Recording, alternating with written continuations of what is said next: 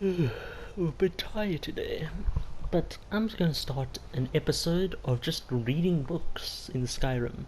So I'm on my way right now to get books from Bellathor, so think of it as a shop kind of thing. I've been looking for you. What? Got something I'm supposed to deliver. Your hands only. Okay. Let's see here. There's a new lady in charge of the orphanage. Looks like that's it. Cap. Got to go. Heard they're reforming the Dawn Guard. Vampire hunters or something. The old fort near Richmond. The finest Bellathor, okay, they're open. That's good. At least they're open.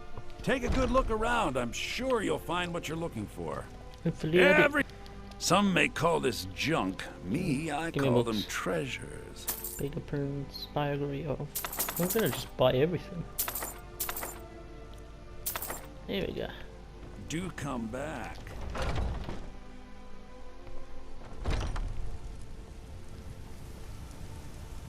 So what should we start with? Maybe some other time I'll reveal your destiny. Well, I... Come to a love of her reading, did you? Why are you in my Sorry, house? Puck, Get out! But I'm not quite in the mood. Okay.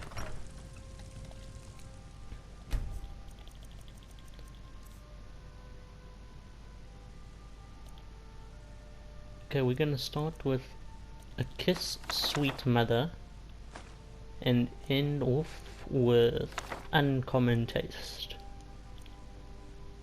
Yeah. A Kiss, Sweet Mother, Beggar Prince, and Uncommon Taste. That's what we're gonna be reading today. Sorry if you can't understand my accent or the way I speak, but you know, I just felt like doing this. Okay. A Kiss, Sweet Mother. So, you wish to summon the Dark Brotherhood. You wish to see someone dead. Pray, child, pray, and let the Night Mother bear your plea. You must perform that most profane of rituals, the Black Sacrament. Create an effigy of the intended victim, assembled from actual body parts, including a heart, a skull, bones, and flesh. Encircle that effigy with candles.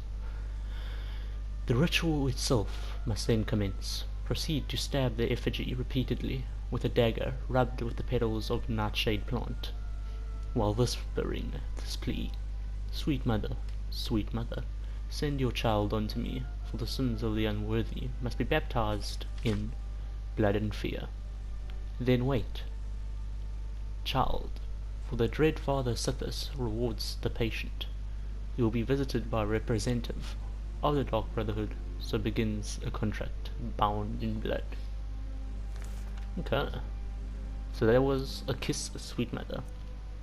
Next one is Beggar Prince, the story of Weedle and his gifts from the Daedric Lord Namira. Hey, I got her ring. Okay, hold on, let me get this yawn out.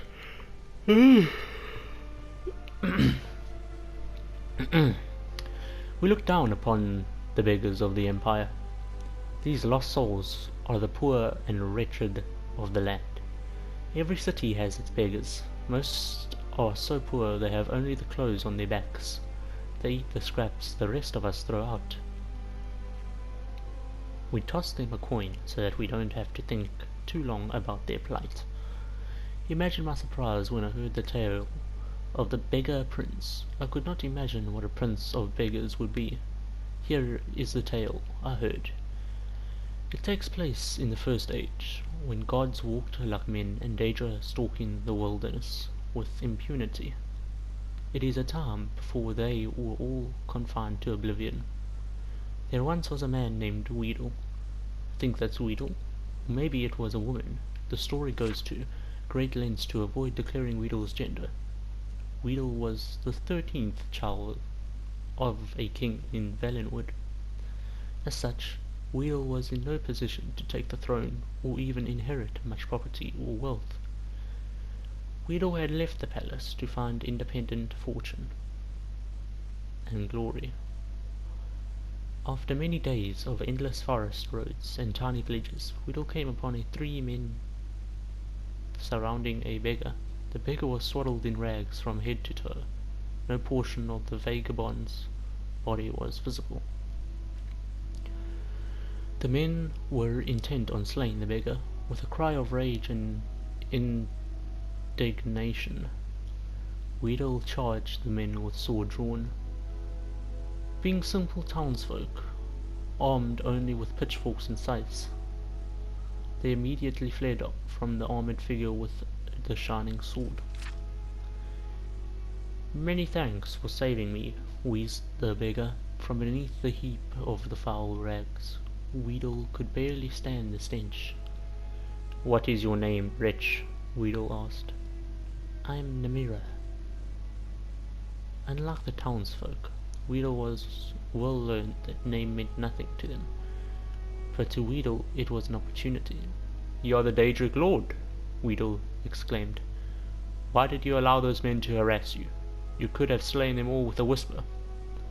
"I am pleased you recognize me," Namira asked.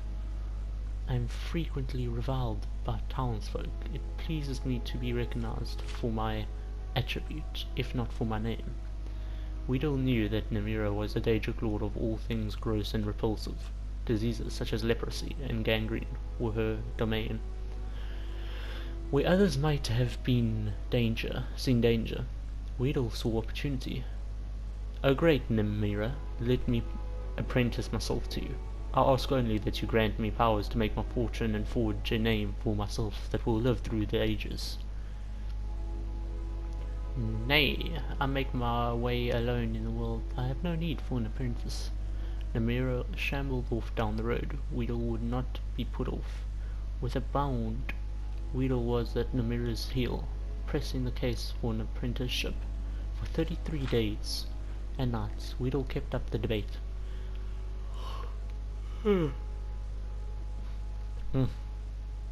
Namira said nothing, but Weedle's voice was ceaseless. Finally, on the 33rd day, Weedle was too hoarse to talk. Namira looked back on the suddenly silent figure. Weedle knelt in the mud at her feet. Open hands raised in supplication. "It would seem you have completed your apprenticeship to me after all," Namira declared.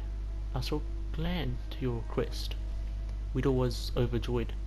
"I grant you the power of disease. You may choose to be afflicted with any disease you choose, changing them at will, so long as it has visible symptoms. However, you must always bear at least one." That's an odd request. "I grant you the power of pity. You may evoke pity in anyone that sees you. Finally, I grant you the power of disregard. You may cause others to disregard your presence." Weedle was aghast. These were not boons from which a fortune could be made. They were curses, each awful in its own way, its own right, but together they were unthinkable. "How am I to make my fortune and forge a name for myself with these terrible gifts? As you begged at my feet for 33 days and 33 nights, so shall you now beg for your fortune in these cities of men. Your name will become legendary among the beggars of Tamriel. The story of Weedle, the prince of beggars, shall be handed down throughout the generations." It was as Namira predicted. Weedle was an irresistible beggar. None could see the wretch without desperately wanting to toss a coin at the huddled form. However, Weedle also discovered that the power of disregard gave great access to secrets of the realms. People unknowingly said important things where Weedle could bear them. Weedle grew to know the comings and goings of every citizen in the city. To this day, it is said that if you really want to know something, go ask the beggars. They have eyes and ears throughout the city. They know all the little secrets of daily lives of its citizens. Okay. And that's the end of the Beggar Prince. Next is Uncommon Taste by the Gourmet. Congratulations! By opening this volume, you have taken the first step on a truly epic journey, a voyage through the vast landscape of Britain, food, and its myriad joys and wonders. You will explore scents, flavors, and textures so exquisite they will seem impossible, but they are more than impossible. Indeed, by following the carefully selected recipes presented in this cookbook, you will prepare extraordinary dishes with such ordinary ease those around you will suspect sorcery. But the only magic is that which exists in your own heart, the passion you possess for creating delicious, amazing food that can be prepared easily and enjoyed endlessly. Start here, and someday you too can be a gourmet. Sunlight Safuro. Ingredients: 2 half ounces cow cheese, 1 ounce butter, 1 ounce flour, 9 ounces of milk, a dash of salt, a dash of pepper, a cupful of ground nutmeg. Recipe: stoke the flames of your oven and achieve a moderate heat. Grate the cheese into thin shavings by running a finely honed elven dagger over the block. Separate the egg whites from yolks and beat the whites vigorously until they thicken. Begin preparation of the signature sunshine sauce. Melt the butter and add in the flour while stirring continuously until well blended. I wonder if this is actually a thing you can do in real life. Move the mixture to a smaller flame and begin gently stirring in the milk. It is crucial that you do not stop stirring. Continue to do so for 10 minutes till the mixture thickens. Then and only then will the sunshine sauce be considered ready. Add the salt, pepper and nutmeg and remove the flame. Add in the grated cheese and then the egg yolks. Stir well until fully blended.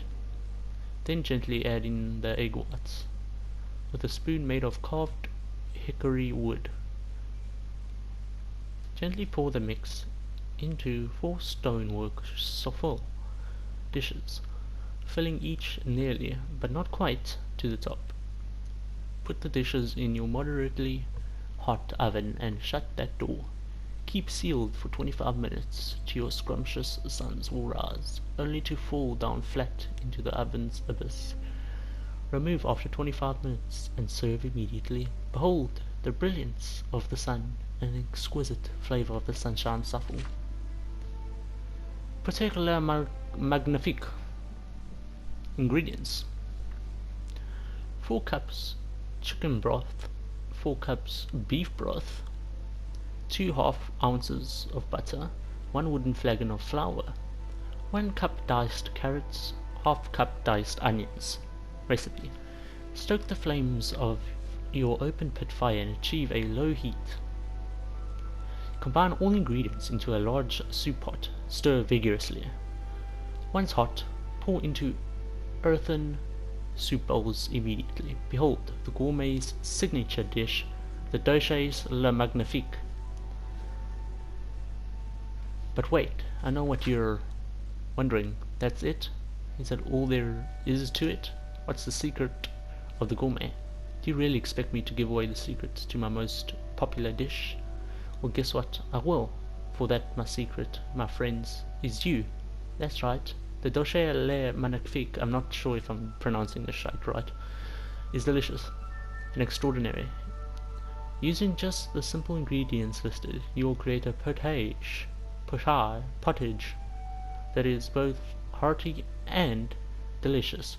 But in order to make the potage le magnifique truly magnificent, it takes the imagination of a truly inspired chef. Do you have that gift? I have served bowls of the potage le magnifique that have caused grown men to weep with joy. Can you guess what I added? Can you create magic? Okay, and that is all for the uncommon taste. I'm going to put all the books that I have to read here, and I'm going to put all the books I have read in here.